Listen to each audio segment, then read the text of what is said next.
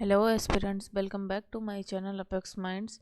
तो आज की इस क्लास में हम कराएंगे 50 हिंदी के नए क्वेश्चंस। तो चलिए अपनी क्लास को हम स्टार्ट करते हैं। पहला क्वेश्चन हमारा है, नीचे दिए गए शब्द का विलोम शब्द बताइए। अश्रु। अश्रु शब्द का हमें विलोम शब्द बताना है। तो अश्रु का विलोम शब्द क्या होता है? हाश। हाश जो होता है वो अश्रु शब्द का विलोम शब्द होता है। तो पीड़ा का अगर हम देखते हैं तो पीड़ा का विलोम शब्द क्या होता है? पीड़ा का विलोम शब्द होता है आनंद। आनंद जो होता है ये होता है पीड़ा का विलोम शब्द। चलते हैं नेक्स्ट क्वेश्चन पे।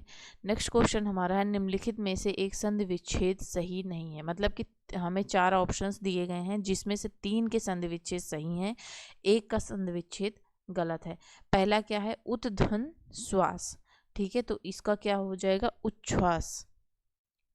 उच्छ्वास ये जो है ये हमारा संधि विच्छेद सही है। नेक्स्ट हमारे पास क्या है? समधन योग। समधन योग को क्या लिखेंगे? संयोग। ये भी संधि विच्छेद हमारा सही है। अब दिया गया है स्वधन छंद। स्वधन छंद ये हमारा गलत होगा क्योंकि इसका क्या होता है? स्वच्छंद का क्या होता है? स्वधन छंद। ठीक है, ये होता है हमारा किसका? स्वच्छंद का। ठीक है, नेक्स्ट हमारे पास है सत धन मार्ग। सत धन मार्ग किसका होता है? सन्मार्ग का। ये होगा हमारा सही आंसर। नेक्स्ट क्वेश्चन हमारा है, कौन सा शब्द भाववाचक संज्ञा है? भाववाचक संज्ञा हमें बताना है कि कौन सा शब्द है। तो महिला नहीं, वृद्ध नहीं, बचपन जो होगा यही हमारा भाववाचक संज्ञा होगा। भाववाचक संज्ञा होगा। भाववाचक संज्ञा किसे कहते हैं? कि जहाँ पे भाव प्रकट किया जाए। जैसे बचपन में किसका भाव प्रकट किया जा रहा है? बच्चा होने के भाव का बोध किसका हो रहा है? बच्चा होने का के भाव का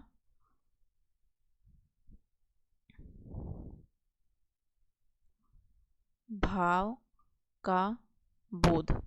ठीक है, तो यहाँ पे क्या हो रहा है? बच्चा होने के भाव का बोध हो रहा है, तो बचपन जो होगा वो हमारा करेक्ट आंसर बनेगा। नेक्स्ट हमारे पास है, बंदो गुरुपद पदुम परागा, सुरुचि सुबास सरस अनुरागा, अमीय मूरिमय चूरन चारु, समन सकल भव रुज परिवारु। उपयुक्त पंक्तियों में कौन सा छंद है? तो इसमें कौन सा छंद होगा? चौपाई होगा। चौपाई किसे बोलते हैं? जिसमें कितने होते हैं? इसमें होते हैं 4 चरण। चौपाई में क्या होते हैं? 4 चरण होते हैं और 16 मात्राएं कितनी होती हैं? मात्राएं इसमें होती हैं 16 मात्राएं होती हैं। और क्या होता है? अंत में दो गुरु वर्ण का आना जो होता है वो एकदम कंफर्म होता है कि 2 गुरु वर्ण जो होंगे ये जरूर से जरूर ही आएंगे। ठीक है, 2 गुरु वर्ण। इसका मतलब चौपाई क्या होती है? चौपाई में 4 चरण होते हैं, मात्राएं 16 होती हैं और इनके अंत में 2 गुरु वर्ण का आना बहुत ही ज़्यादा ज़रूरी होता है। जैसे कि अगर हम यहाँ पे देखते हैं तो परागा में ये भी 2 गुरु हो गए, अनुरागा में 2 गुरु हो गए, परिवारू में 2 गुरु हो गए। ठीक है, चारू में 2 गुरु हो गए। ठीक है, तो नेक्स्ट क्वेश्चन हमारे पास है, अनुराग का विलोम क्या है? अनुराग का विलोम क्या होता है? विराग। विराग जो हो गया ये अनुराग का विलोम हो गया। विहंग किसे बोलते हैं? विहंग बोलते हैं पक्षी को। पक्षी को हम क्या बोलते हैं? विहंग भी बोलते हैं। नेक्स्ट है हमारे पास, वह रुपया चाहता था और वह उसे मिल गया का मिश्र वाक्य में रूपांतरण निम्न में से कौन सा है? तो देखते हैं, वह रुकना चाहता था। रुकना का तो कोई अर्थ ही नहीं निकल रहा है। नेक्स्ट है, वह रुपया चाहता था उसे मिल गया। नहीं। नेक्स्ट हमारे पास है, वह रुपया चाहता था उसे पैसा मिल गया। गलत। वह जो रुपया चाहता था उसे वो मिल गया, यानी कि ऑप्शन नंबर 4 जो होगा यही हमारा करेक्ट आंसर बनेगा। चलते हैं अपने नेक्स्ट क्वेश्चन पे। नेक्स्ट क्वेश्चन हमारा है, आप भला तो जग भला लोकोक्ति का सही अर्थ क्या है? पहला है, शराफत ही सब कुछ है। नेक्स्ट है, अच्छे को सभी अच्छे मिलते हैं। अपनी आदत सदैव सही होती है। सज्जनता नहीं त्यागनी चाहिए। तो ऑप्शन नंबर 2 होगा यही हमारा करेक्ट आंसर बनेगा। अच्छे व्यक्ति को सभी लोग अच्छे ही मिलते हैं। तो आप भला तो जग भला। नेक्स्ट हमारे पास, अपने क्षेत्र में वर्षा के कारण उत्पन्न जल भराव की समस्या के लिए नगर पालिका अध्यक्ष को लिखा गया पत्र निम्नलिखित में से किस श्रेणी के अंतर्गत आएगा? तो आपके यहाँ किसी भी चीज़ की प्रॉब्लम है, अगर आप किसी को पत्र लिखोगे तो क्या होगा? वो शिकायती पत्र ही तो होगा। कि आप अपने यहाँ की शिकायत कर रहे हो कि हमारे यहाँ ये चीज़ अवेलेबल नहीं है या ये चीज़ खराब चल रही है। नेक्स्ट हमारे पास है निम्नलिखित में से कौन सा शब्द द्विगु समास है। तो द्विगु समास किसे कहते हैं? द्विगु समास का जो मुख्य पद होता है, प्रथम पद होता है, वो कैसा होता है? उसमें गुड़ा गुड़ा जैसे द्विगु, इसी में देखते हैं हम आ रहा है, इसके शब्द से ही समझ में आ रहा है द्विगु यानी कि गुना। अगर देख लेते हैं तो जैसे 8, 9, 7, 4 ये सब आएंगे तो वहाँ पे होता है द्विगु समास। तो नवरत्न जो है यहाँ पे होगा हमारा द्विगु समास। नेक्स्ट है हमारे पास निम्नलिखित विकल्पों में से हाथ ही भोजन का पात्र है जिसका, वाक्यांश के लिए एक सार्थक शब्द क्या होगा? हाथ ही भोजन का पात्र है जिसका, इसके लिए क्या होगा? कर पात्री। कर मतलब हो गया हाथ, पात्री मतलब जिसके भोजन का पात्र है उसको बोलते हैं। पार्थ किसे बोलते हैं? पार्थ महाभारत में किसको बोला गया था? अर्जुन को बोला गया था, अर्जुन को ही तो बोला गया था पार्थ। नेक्स्ट है हथेली। करतल क्या है? हाथ, हाथ के बाद का जो चिकना चौड़ा पार्ट होता है जहाँ से उंगलियां स्टार्ट होती हैं, कलाई के बाद वाला, उसको ही हम क्या बोलते हैं? करतल। नेक्स्ट हमारे पास है उससे बैठा नहीं जाता में कौन सा वाच्य है? तो यहाँ पे कौन सा है? भाववाच्य।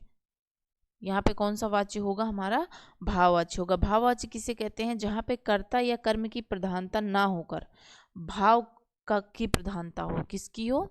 कर्ता या कर्म की प्रधानता ना होकर किसकी प्रधानता हो? भाव की।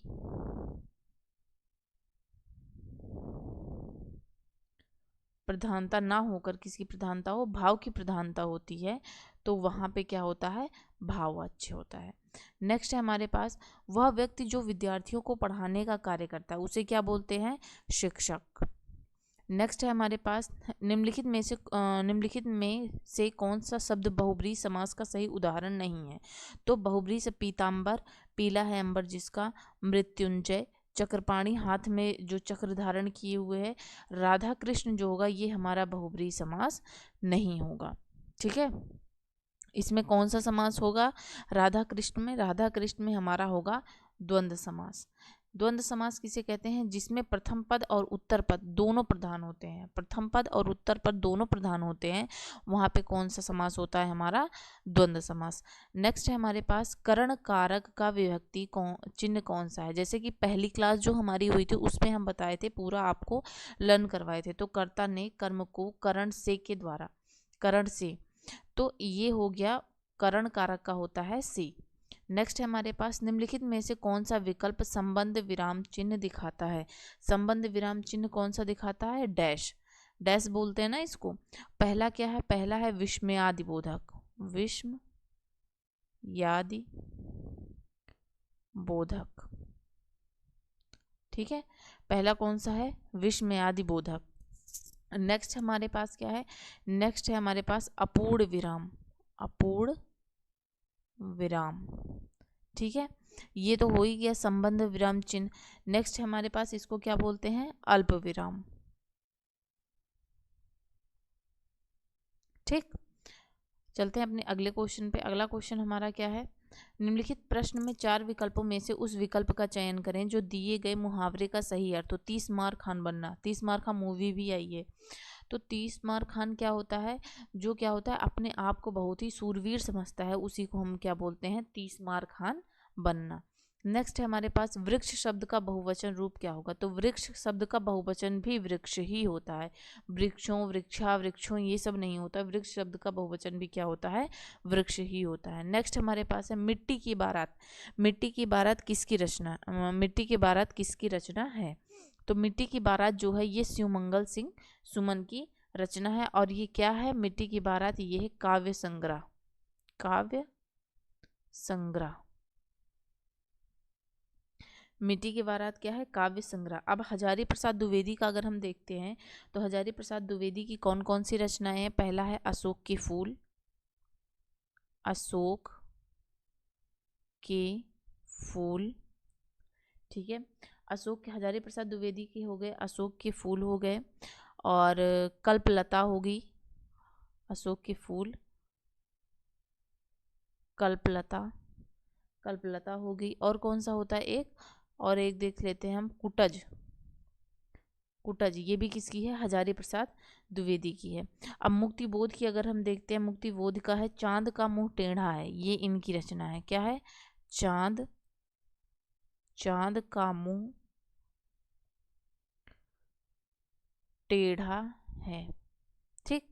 अब श्रीलाल शुक्ल का अगर हम देखते हैं तो श्रीलाल शुक्ल का हमारे पास है अंगद का पाँव। अंगद का पाँव जो है ये इनकी रचना है, अंगद का पाँव, ये इनकी रचना है, अंगद का पाँव। शिवमंगल सिंह सुमन का अगर देखते हैं तो हम हिल्लोल, जीवन के गान, ये सब इनकी है। क्या क्या है, जीवन के, जीवन के गान हो गया, और कौन सा हो गया, हिल्लोल, ये है इनकी रचनाएं।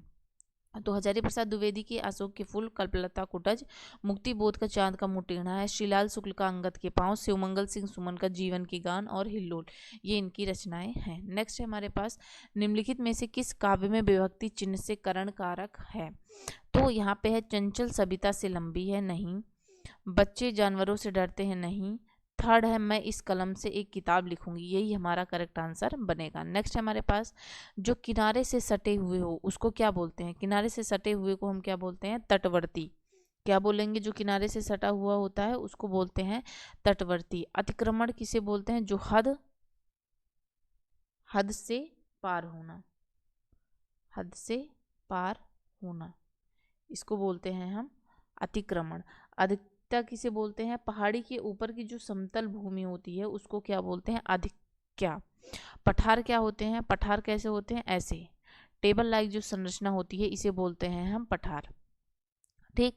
नेक्स्ट हमारे पास है, निम्न में से प्रेरणार्थक क्रिया कौन सी है। तो प्रेरणार्थक क्रिया क्या होती है, प्रेरणार्थक क्रिया किसे कहते हैं, जो स्वयं कार्य ना करके दूसरे से कार्य करने को प्रेरित कराए। मतलब प्रेरणार्थक क्रिया किसे कहते हैं, जो स्वयं कार्य ना करके, जो स्वयं कार्य ना करके, जो स्वयं कार्य ना करके किसी दूसरे से कराए। क्या हुआ, जो स्वयं कार्य ना करके दूसरे से कराए, दूसरे से करने को प्रेरित करे। ठीक। प्रेरणार्थक क्रिया किसे कहते हैं, जो स्वयं कार्य ना करके दूसरे से करने को प्रेरित करे, उसको ही हम बोलते हैं प्रेरणार्थक क्रिया। तो गिराना जो होता है ये हमारा एक प्रेरणार्थक क्रिया बनेगा। नेक्स्ट हमारे पास है, निम्नलिखित विलोमार्थी शब्द युग्मों में असंगत है। मतलब इसमें विलोम, चार ऑप्शन दिए गए हैं, उसमें एक दूसरे के विलोम दिए गए हैं। जैसे हार और पराजय, हार और पराजय ये तो दोनों सिनोनिम्स हो गए, एक दूसरे के पर्यायवाची हो गए, इसलिए ऑप्शन नंबर फर्स्ट ही हमारा करेक्ट आंसर बनेगा। हर्ष यानी कि खुश होना, विषाद मतलब दुखी होना, हास मतलब कि किसी भी चीज में कमी होना, नुकसान हो जाना, वृद्धि मतलब बढ़ोतरी होना, और सम्मान का क्या होता है, अपमान। नेक्स्ट हमारे पास है, वाक्य के जिस अंग में क्रिया कर्म आदि होते हैं उसे क्या बोलते हैं, जिसमें क्रिया और कर्म दोनों हो उसे क्या बोलते हैं, विधेय। जिसमें क्रिया और कर्म होते हैं उसको क्या बोलते हैं, विधेय बोलते हैं। ठीक है। वाक्य कितने प्रकार के होते हैं, वाक्य के कितने अंग होते हैं, वाक्य के दो अंग होते हैं। वाक्य के कितने अंग होते हैं, दो अंग होते हैं। कौन कौन सा, एक उद्देश्य कथन, दूसरा क्या होता है, विधेय कथन। एक होता है उद्देश्य कथन, एक होता है उद्देश्य कथन, और दूसरा क्या होता है, विधेय। उद्देश्य, उद्देश्य कथन, दूसरा क्या होता है, विधेय कथन। ठीक, ये हो गया। चलते हैं अपने अगले क्वेश्चन पे। अगला क्वेश्चन हमारा क्या है, राम कृपा भव निशा सिरानी उपयुक्त पंक्तियों में निम्नलिखित में से कौन सा अलंकार है। राम कृपा भव निशा सिरानी, तो इसमें होगा हमारा रूपक अलंकार। क्यों रूपक अलंकार होगा, जहाँ पे उपमेय, जहाँ पे क्या होता है, उपमेय में उपमान का आरोप किया जाए वहाँ पे रूपक अलंकार होता है। क्या हो गया, उपमेय में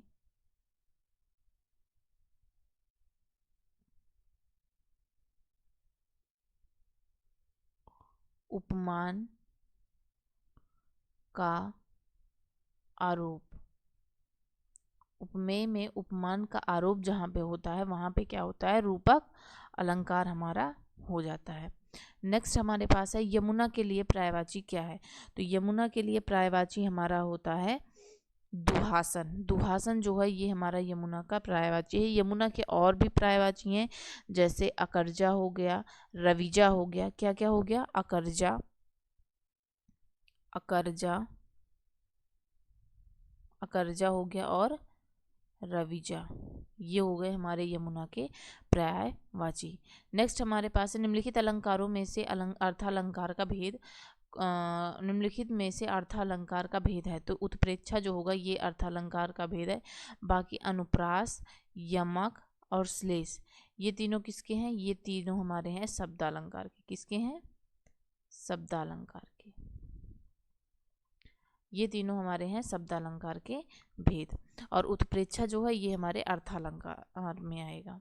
नेक्स्ट हमारे पास है प्रेस विज्ञप्ति क्या है। प्रेस विज्ञप्ति किसे कहते हैं, तो कोई संस्थान या व्यक्ति किसी विषय या किसी बैठक में जो निर्णय लेता है उसे प्रेस विज्ञप्ति के माध्यम से अधिकारियों तक पहुंचाया जाता है। ठीक है।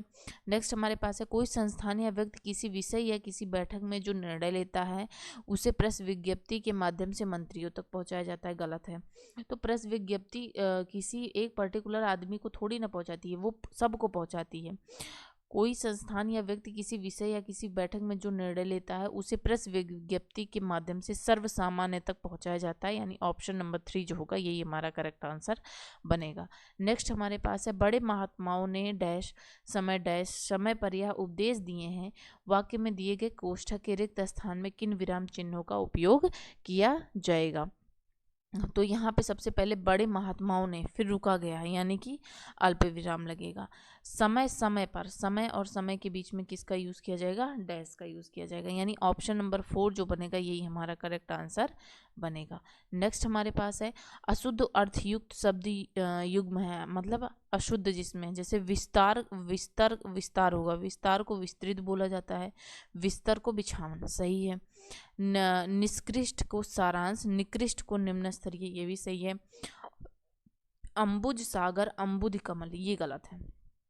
क्यों गलत है, अंबुज का मतलब होता है कमल और अंबुद का मतलब होता है सागर। ठीक है, इसमें इंटरचेंज कर दिया गया है, इसलिए जो होगा यही अशुद्ध अर्थयुक्त शब्द युग्म होगा। नेक्स्ट हमारे पास है निम्नलिखित में से किस शब्द के विग्रह में कर्मधारय समास होगा। तो कर्मधारय समास किसमें होगा ये हमें बताना है। तो पहला हो गया बहुमूल्य, बहुमूल्य ही हमारा कर्मधारय समास होगा। कैसे, बहुत है जिसका मूल्य, बहुत है जिसका, बहुत है जिसका मूल्य, इसको बोलते हैं हम बहुमूल्य। नेक्स्ट हमारे पास है मनोभाव में कौन सी संधि है। मनोभाव में है विसर्ग संधि, क्योंकि अगर इसका हम संधि विच्छेद करेंगे तो संधि विच्छेद क्या होगी, मनः धन भाव, ये होगा हमारा इसका संधि विच्छेद। नेक्स्ट हमारे पास है वह आप ही चला गया। आप ही चला गया मतलब आप क्या होता है, आप यानी कि खुद को आप कर रहे हो, यानी कि निजवाचक यहाँ पे हमारा जो है सर्वनाम बन जाएगा। नेक्स्ट हमारे पास है क्या दिए गए, मन रे तन कागज का पुतला, लागे बूंद बिनस जाए छिन में, गर्व करे क्या इतना। यहाँ पे मन की तुलना किससे की गई है, मन की तुलना की गई है कागज से। ठीक है, कैसे, जैसे कि कागज पर अगर एक बूंद पानी पड़ जाता है तो वो क्या होता है, खत्म हो जाता है। ठीक है, उसी तरीके से शरीर भी हमारा ठीक उसी प्रकार से है। तो किस चीज़ पे हमें इतना ज़्यादा घमंड है, तो यही बताया गया। इसमें कौन सा रस है, शांत रस। नेक्स्ट हमारे पास है उल्लंघन का संधि विच्छेद कीजिए। तो उल्लंघन का संधि विच्छेद अगर हम करेंगे तो क्या होगा, उत्धन लंघन। ठीक है, ये बनेगा उत्धन लंघन, ये बनेगा हमारा संधि विच्छेद। नेक्स्ट हमारे पास है निम्न में से उत्तर का अनेकार्थक शब्द कौन सा होगा। तो उत्तर का अनेकार्थक शब्द हमारे पास बनेगा हल। हल को क्या बोलते हैं, उत्तर भी बोला जाता है। नेक्स्ट हमारे पास है महेंद्र का संधि विच्छेद क्या होगा। महेंद्र का होता है महाधन इंद्र, महाधन इंद्र जो होता है ये महेंद्र का सही संधि विच्छेद होता है। नेक्स्ट हमारे पास है निम्नलिखित वाक्यांश के लिए एक सार्थक शब्द का चयन कीजिए। किसके लिए? निवासी जो बहुत पहले से वहाँ रहते आ रहे हों, मतलब बहुत दिन से किसी भी एक पर्टिकुलर जगह पे रहते आ रहे हों, तो उनको क्या बोला जाता है? आदिवासी। नेक्स्ट हमारे पास है वन सारदी चंद्रिका चादर ओढ़े में कौन सा अलंकार है? तो यहाँ पे क्या है? रूपक अलंकार होगा। यहाँ पे हमारा अलंकार होगा रूपक अलंकार। चंद्रिका को किसके रूप में देखा गया है? यहाँ पे चंद्रिका को देखा गया है चादर के रूप में। चंद्रिका को किसके रूप में देखा गया है? चादर के रूप में। इसलिए यहाँ पे कौन सा अलंकार होगा? हमारा रूपक अलंकार होगा। ठीक है। नेक्स्ट हमारे पास है उल्टे बांस बरेली को। उल्टे बांस बरेली का अर्थ क्या होगा? तो उल्टे बांस बरेली का अर्थ होता है विपरीत कार्य या आचरण का होना। नेक्स्ट हमारे पास है, नेक्स्ट क्वेश्चन है ये हमारे पास गद्य दिया गया है। गद्य को पढ़ के हमें इसके आंसर्स बताने हैं। तो गद्य को सबसे पहले पढ़ते हैं। अपने स्वार्थ या संस्कृति के बिना सामान्य व्यवहार में हम कितनी ही बार सबसे धन्यवाद बोलते हैं, तो यह कृतज्ञता सिर्फ उन्हीं तक सीमित क्यों? हमें मानव जन्म देने वाले ईश्वर के लिए और जलवायु, भोजन, ऊर्जा जैसे बहुत सारे उपहार देने वाली प्रकृति के लिए भी क्यों नहीं? हम ईश्वर से संवाद करें कि वह हमारे हृदय में पवित्रता, सद्गुणों के प्रकाश को आलोकित करे। दुखों के कारण तो हमारे विकार हैं, बुराइयां हैं। हर बुराई अज्ञान के अंधकार में फैलती है, प्रकाश होते ही उसका सामर्थ्य खत्म हो जाता है। सुख दुख दोनों ही हमारे कर्मों के फल हैं। हमें समझना चाहिए कि बिना दुख भोगे सुख नहीं पाया जा सकता। मानवीय पुरुषार्थ करते रहें, मन की कोठरी को स्वच्छ रखें, जहाँ ज़रूरत हो प्रायश्चित भी करें। कौन जाने कब किस रूप में प्रभु किस माध्यम से सहायक हो जाएं। ईश्वर के प्रति आभार प्रकट करना एक ऐसा अचूक तरीका है जो हमें असंतुष्टि और ईर्ष्या जैसे निकृष्ट बातों से ऊपर उठाता है, और यह हमारे जीवन का मूलभूत लक्ष्य है। तो क्वेश्चन क्या है? हर बुराई अज्ञान के अंधकार में फैलती है से क्या तात्पर्य है? तो यहाँ पर देखते हैं, अज्ञानी व्यक्ति बुराइयाँ फैलाता है? नहीं। अंधेरा होते ही बुराइयाँ फैल जाती हैं? नहीं। अंधेरा सब बुराइयों की जड़ है? नहीं। अज्ञानता के कारण बुराइयाँ फैलती हैं, यही हमारा सही आंसर बनेगा। नेक्स्ट हमारे पास है जीवन का मुख्य लक्ष्य क्या है? ईश्वर के प्रति आभार व्यक्त करना, यही है हमारे जीवन का मुख्य लक्ष्य। नेक्स्ट है गद्यांश के अनुसार सबसे धन्यवाद कहने का कारण नहीं है? दया, स्वार्थ, संस्कृति या फिर स्वभाव? तो दया, गद्यांश के अनुसार सबसे धन्यवाद कहने का कारण दया नहीं है। नेक्स्ट हमारे पास है कौन सा शब्द युग्म समूह से भिन्न है? शुद्ध अशुद्ध सही है, सुख दुख सही है, ज्ञान अज्ञान सही है, अंधकार और अंधेरा यही भिन्न होगा, क्योंकि दोनों ही एक दूसरे के सिनोनिम्स बन गए हैं। नेक्स्ट हमारे पास है गद्यांश के अनुसार प्रायश्चित के साथ साथ मानव को क्या करना चाहिए? तो प्रायश्चित के साथ साथ उसको क्या करना चाहिए? पुरुषार्थ भी करना चाहिए। अगला क्वेश्चन है उसने कटोरा भर दूध पिया, अव्यय शब्द कौन सा है? तो अव्यय शब्द कटोरा नहीं, दूध नहीं, भर जो होगा यही हमारा अव्यय शब्द बनेगा। ठीक है। तो क्यों बनेगा अव्यय शब्द? क्योंकि अव्यय शब्द उसे बोलते हैं जिसमें किसी सेंटेंस में आप किसी भी तरीके से बदलाव करो, बस उस वर्ड पे कभी भी कोई भी इफेक्ट उस वर्ड पे ना पड़े, तो उसको बोलते हैं हम क्या? अव्यय शब्द बोलते हैं। जैसे हो गया आज, आज पे अगर आप सेंटेंस में कोई भी बदलाव कर दोगे तो क्या आज वर्ड पे इफेक्ट पड़ेगा? कभी भी नहीं। कल वर्ड पे इफेक्ट पड़ेगा? कभी भी नहीं। भर वर्ड पे इफेक्ट पड़ेगा? कभी भी नहीं। ठीक है। नेक्स्ट हमारे पास है निम्नलिखित में से किस एक वाक्य में पूर्ण विराम का प्रयोग किया गया है? पूर्ण विराम का, तो मैं एक आदमी हूँ, पूर्ण विराम यही तो होता है। नेक्स्ट हमारे पास है निम्नलिखित में रस तथा उसके स्थायी भाव का कौन सा युग्म सही नहीं है?